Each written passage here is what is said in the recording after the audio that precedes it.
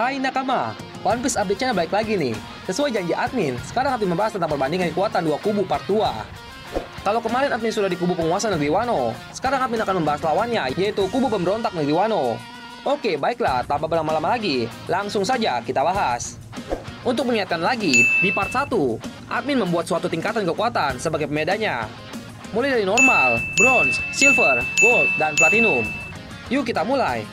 Jadi di kubu pemberontak ini, meskipun admin menamainya sebagai kubu pemberontak, akan tetapi sebenarnya di kubu pemberontak inilah terdapat keluarga asli atau klan asli yang seharusnya menjadi penguasa negeri Wano, yaitu keluarga Kurokosuki.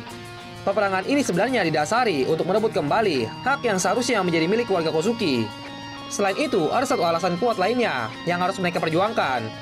Alasan itu adalah keinginan pemimpin keluarga Kosuki sebelumnya yang tidak dapat terwujud.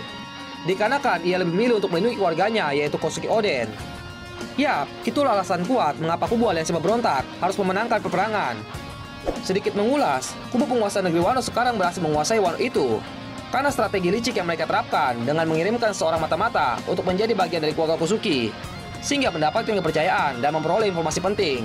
Dan pada akhirnya, kubu penguasa Wano sekarang dapat menguasai Wano sampai saat ini.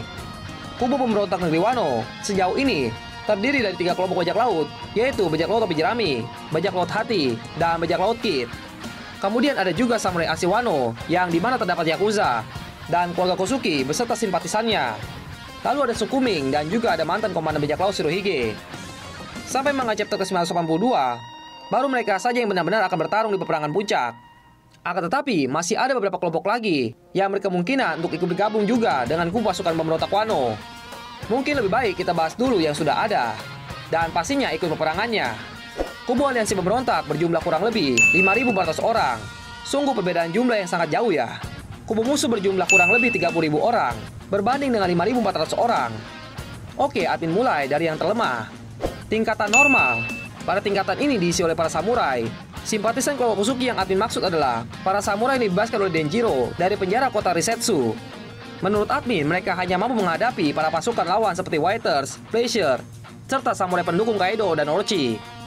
Selain alasan itu, admin masukkan mereka hanya di normal saja, karena memang kekuatan mereka ini belum terbukti. Meskipun ada kemungkinannya, kalau sebenarnya mereka setara dengan bronze, jadi tidak ada tingkatan normal di kubu pemberontak Wano. Oke, langsung selanjutnya saja, beralih ke tingkatan bronze. Pada tingkatan ini, admin masukkan para prajurit biasa Sukuming, serta samurai negeri Wano yang berasal dari penjara Udon, mantan aliansi Yakuza yang tersebar di seluruh penjuru negeri, dan juga anak buahnya Denjiro. Admin sendiri cukup yakin dengan kekuatan mereka, yang akan mampu mengimbangi para giftersnya bajak laut binatang buas. Meskipun di manga chapter ke-983 sudah ada beberapa gifters yang ditumbangkan oleh kelompok Luffy, Zoro, Kid, dan Killer. Selanjutnya di tingkatan silver, diisi oleh Nami, Chopper, Usopp, Brook, Robin, Carrot, beberapa anggota bajak laut hati, beberapa anggota bajak laut Kid, para pasukan elitnya Nekomamushi dan Inuarashi, serta Raizo, Shinobu, dan Kikunojo. Mungkin bisa juga kita masukkan para mantan bos Yakuza, kenalannya Kaki Hogoro. Sebenarnya beberapa dari mereka, terutama anggota bajak laut topi jerami, bisa dikatakan memiliki potensi kekuatan tingkat gold. Akan tetapi mereka sangat penakut, jadinya kurang cocok bila dimasukkan ke tingkatan gold. Contohnya, Brook, ia sebenarnya kuat, dan pada Aqua Cake Island, dia mampu sebentar menandingi Big Mom, bahkan membuat Big Mom hampir tercebur ke laut. Kemudian ada Chopper yang jika menggunakan mode monster point-nya pernah beradu kekuatan fisik juga dengan Big Mom dan mampu menahannya sebentar. Nami dan Robin, mereka berdua layaknya penyihir yang sering diremehkan oleh musuh, tapi dapat memberikan serangan-serangan area yang bisa membuat lawannya terkapar. Dan Usopp yang merupakan seorang penembak jitu memang tidak sekuat yang lainnya, tapi di beberapa arc menjadi seorang yang mampu mengubah keadaan. Dari yang tadinya hampir kalah, lalu karena tindakannya kelompok bajak laut topi jerami berhasil memenangkan pertarungannya. Seperti di Arc Enies Lobby dan di Arc Dressrosa. Yang terakhir ada Carrot dan beberapa anggota elit Sukuming. Dan jangan lupakan Beppo yang termasuk Sukuming juga. Mereka ini memendam kekuatan tersembunyi yang menakutkan, yaitu mode sulongnya. Kalau saja nanti di pertempuran ini mereka dapat menguasai mode sulongnya, pasti akan menjadi musibah untuk kubu penguasa Wano. Sekarang kita masuk ke tingkatan gold, di mana diisi oleh para karakter yang perannya bisa dibilang sangatlah penting. Pada tingkatan ini ada Kinemon, Denjiro, Asura Doji, dan Izo. Jika ia memang benar hadir dari kelompok samurai Wano. Kemudian dari kelompok Sukuming ada Nekomamushi dan Inuarashi. Mungkin ditambah beberapa orang elit, Masketir, dan Guardians. Dan terakhir dari kelompok bajak laut yang pastinya ada Luffy, Zoro, Sanji, Jinbe, dan Franky dari kelompok bajak laut topi jerami. Kelompok bajak laut hati mungkin hanya Law saja yang layaknya dimasukkan ke tingkatan gold, dikarenakan masih sedikit informasi tentang kekuatan kru atau anggotanya. Dan kelompok bajak laut Kid tidak begitu berbeda dengan kelompok bajak laut hati. Yang diketahui bagaimana kekuatannya hanyalah Kid dan Killer saja. Dan di beberapa chapter terakhir, anggota bajak laut Kid yang ikut menerobos langsung dari tengah tidak diketahui kabarnya sama sekali. Dan terakhir ada para mantan komandan bajak laut Shirohige. Kelompok ini dipimpin oleh Marco dan tidak tahu siapa saja yang ikut dengannya pergi membantu Wano. Akan tetapi sejauh ini hanya Marco dan Iso saja yang merupakan mantan komandan bajak laut Shirohige yang dipastikan hadir. Hal yang menarik di sini, Admin bingung untuk masukkan siapa yang layak masuk ke tingkatan platinum. Bukan bermaksud meremehkan Luffy, Zoro, Jinbe ataupun Marco.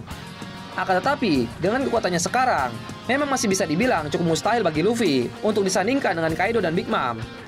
Bukan tanpa alasan Admin berasumsi kalau Luffy masih mustahil mengalahkan salah satu dari Yonko ini. Karena jika kita melihat pertarungan terakhir Luffy melawan dua Yonko, Big Mom dan Kaido, ia terlihat bukan tandingan mereka. Saat melawan Big Mom saja pada manga chapter ke-871, Luffy waktu itu langsung mengeluarkan kekuatan penuhnya, Gear 4. Tapi Big Mom dengan mudah menahan serangannya si Luffy, dan pada akhirnya Luffy lah yang terkapar. Kemudian pada manga chapter ke-923, Luffy berhadapan dengan Kaido. Sama kejadiannya dengan saat melawan Big Mom, Luffy telah mengeluarkan kekuatan penuhnya, namun Kaido sama sekali tidak bergeming. Tubuhnya terlihat tidak lecet sama sekali.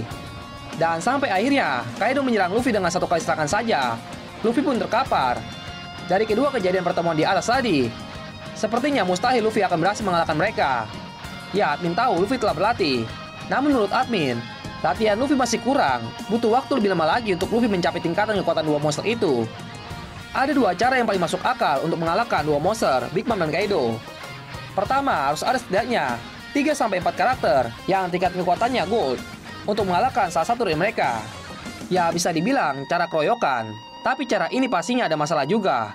Melihat karakteristik Luffy yang ngotot mau bertarung satu lawan satu, sangat sulit menerapkan strategi seperti ini. Namun berbeda jika skenario bertarungnya nanti terjadi seperti pada movie One Piece Stampede. Luffy akan tetap bertarung satu lawan satu dengan Kaido atau Big Mom setelah mereka dibuat melemah, sama seperti skenario pertarungan di One Piece Stampede. Ya, barulah mereka bisa menundukkan seorang Yonko. Kemudian yang kedua adalah faktor X atau faktor Lucky. Admin tidak bisa memungkiri, di beberapa arc kelompok bajak laut topi jerami dapat memenangkan pertarungan karena ada faktor X-nya atau luck-nya atau keberuntungannya. Contohnya saat di Whole Cake Island, Luffy dan nakama yang lainnya bisa lolos karena beberapa hal. Pertama, ledakan dari Tama Tebako. Kedua, pengorbanan bomnya Pedro.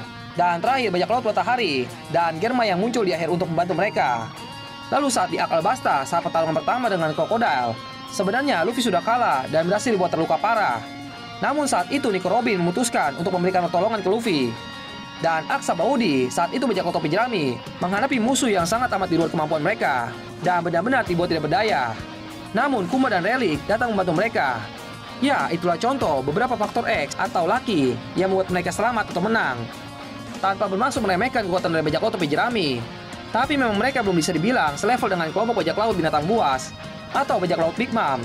Mungkin jika dibandingkan dengan kelompok bajak laut dari Supernova, memang kelompok bajak laut topi jerami lah yang terkuat. Di chapter 983 yang rilis pada hari Minggu, sudah ada faktor X yang muncul, yaitu anaknya Kaido. Yamato tiba-tiba muncul dan membantu Luffy lolos dari pertarungannya melawan Ulti dan Patch One. Jika saja dilanjutkan pertarungannya, Admin yakin Luffy mampu mengalahkan mereka. Tapi konsekuensinya ia akan kelelahan atau terluka sebelum pertarungan melawan final bossnya.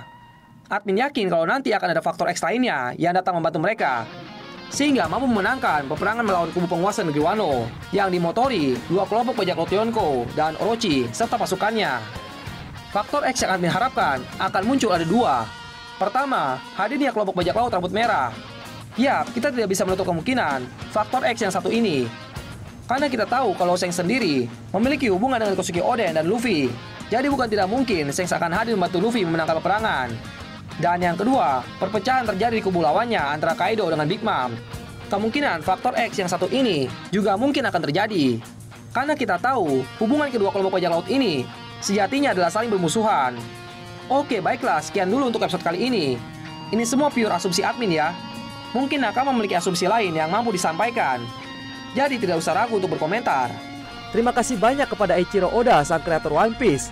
Terima kasih juga kepada PT Suisa yang sudah mempublikasikan manganya. Dan tak lupa juga kita berterima kasih kepada Toei Animation yang sudah membuat animasi dari One Piece. Mari kita dukung mereka semua. Salah satu caranya adalah dengan mendownload aplikasi membaca manga resmi dari PT Suisa. Silahkan download Manga Plus di HP kalian agar kalian bisa lebih update tentang manga One Piece.